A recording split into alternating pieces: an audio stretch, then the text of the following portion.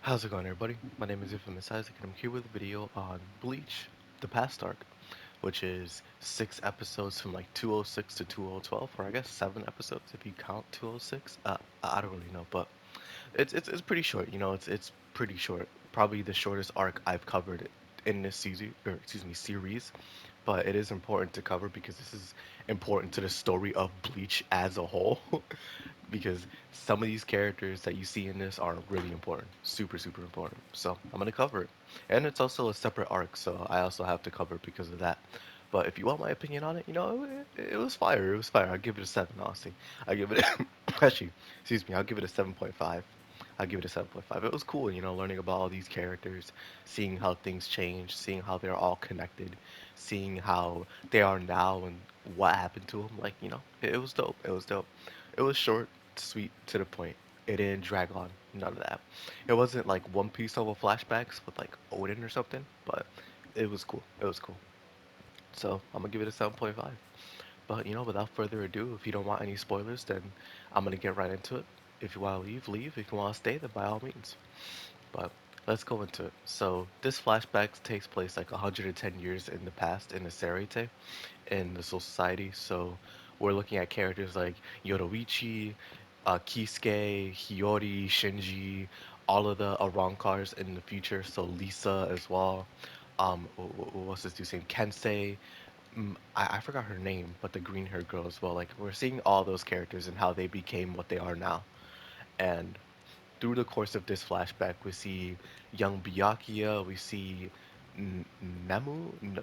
I forgot her name, but Nanao. There you go, her name Nanao. We see all the captains like Ugitake, Kyoraku, uh, Unohana. I think that's her name. Yeah, Unohana. We don't see anybody like Kenpachi or Ta Ta. Hitsugaya, there you go. Toshiro Hitsugaya, that's his name. We don't see anybody like that because they're too young. They're way too young. We see a young Gin as well, so Giku's definitely not going to be there, or none of those people. Like literally, this is all old head stuff. So we're just seeing everybody there. Yeah, Yamamoto's still there, so that's bound to happen. We even see an old Kuchiki, an old Kuchi clan member being a captain, so that's pretty cool. But we're seeing all this. You get to see Kisuke go from a lieutenant, and Kisuke, by the way, he's the main character of this. Basically, we get to see him go from lieutenant under Yoroichi's squad to a captain of Squad 12, and see how Mayuri Kurotsuchi basically became a captain of Squad 12 when what was his dude's name? Kisuke basically got framed in the future that or events that are about to happen. So Squad 12 became a science research type thing, and Mayuri became the captain of it when Kisuke left. Hiyori was a part of Squad 12, and we learned that Hiyori and Kisuke are actually close friends, or not friends, but more like she was the lieutenant and Kisuke was the captain, and the goal was to get her to warm up to him because the captain before was basically like a mother to her.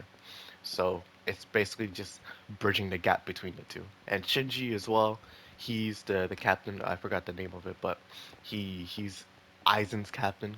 So we get to see all that, and it's just cool. It's generally just cool seeing all these characters and what they were like beforehand, and learning that the Arrancar in the future are like captain level people. Most of them are captain level people. So it's like, yo, these guys are strong for a reason. This is why Ichigo was fighting them. They were running Ichigo's fade basically. So it's like, oh, that's cool. That's really cool. But as the story progresses, as we're learning more about this, 9 years pass, and we're at the events, right? We're at the events where people start disappearing and schemes are being made. And Kensei, which is one of the Arankar, he goes to see what's going on, and they disappear. They all disappear. So Hiyori is sent by Kisuke and a bunch of other people from the Seirete to, excuse me, go to find out what happened to Kensei and the people that disappeared. My goodness, I'm so sorry. But you have that going on, and what's this dude's name? We learn that all the people that are there are basically going to be a Rankar. And you'll see why once we get further along. But Kisuke is forbidden to go, and he goes out anyways because he doesn't care. And Tensei, the guy who's actually in his shop in the future, is a really prominent member of the Soul Society. I thought he was just a normal dude from this human world, the world of the living. So it's like, oh shoot, nah, Tensei was big ball, bro. He was the big baller. So it's like, why doesn't he do that now? I don't know. I'm so confused. But, and by the way, I want to mention, I've watched this before, but I don't remember any of this. Like, any of this at all. I remember Shinji being like, they were a part of the Soul Society, but I don't remember how. I just didn't remember what happened in it. So it's like, oh, this is a nice refresher. This is cool.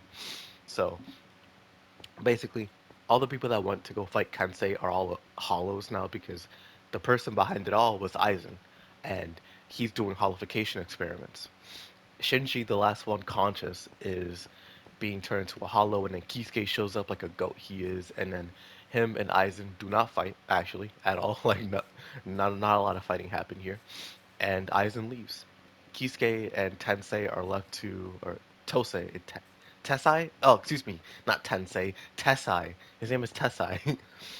Kisuke and Tessai are left to with the scraps, trying to heal everybody here, and they use forbidden keto hado. I forgot the name of it to transfer everybody to their lab and try to fix them up. And we learned that what's the dude's name? Kisuke used I forgot the name of the energy that that Aizen is using in the future, but he's using that. He's the one that created it, and lo and behold, he was framed by Aizen when he goes to Central 46 and they accuse him of holification experiments. And so Kisuke is banned into the world of the living forever, and Tessai is sent to prison basically, but not sent to prison because Yoruichi shows up and sets them free. And now they basically have to live undercover. And that's that. That's the end of it. Literally, it's that short. But it's super cool. Again, like it's super cool learning about all this stuff. Just seeing how characters are just absent because they weren't either alive or old enough to be in the Soul Society. So it's just like, yo, this is fire. This is fire. Seeing how everybody was growing, how everybody was affected, seeing how 100 years ago it wasn't really that far behind compared to these people. Seeing how everybody's different. It's cool. I really enjoyed it. Music, nothing to talk about. Fights, nothing to talk about. There wasn't really any, and if they were, they weren't that good. Characters, it was all about the character development, all about the character development and just the characters, period. So, in that front, it was pretty good. But in the end of the day, the story, it was short, sweet, to the point, and it was just nice. It was nice to see. You'll enjoy this if you like Bleach. At the end of the day, this is what it's meant for. Just seeing what these characters are doing. It's like Birth by Sleep and just seeing what's going on with that. It's better to know what's happening than to just digest the the past first and then go into the story, because it won't make sense. Like you won't know what's going on. Past arcs that are in the middle of the story are meant to be digested when you've known the story.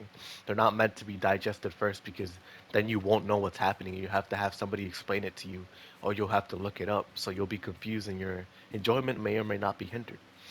So it's better to just digest it the way it's meant to be digested with the way it released. So it's pretty cool, you know. But that's gonna be it for me for now. I'm gonna give it a 7.5, and I'm gonna end it here. Thank y'all for watching. Hope y'all enjoyed. I'm gonna try my best to stock record videos for a little bit. I'm not gonna be able to record all week for Thanksgiving, so there are gonna be some days where I don't upload, but I'm gonna try. So I'll see you all in the next video. Peace.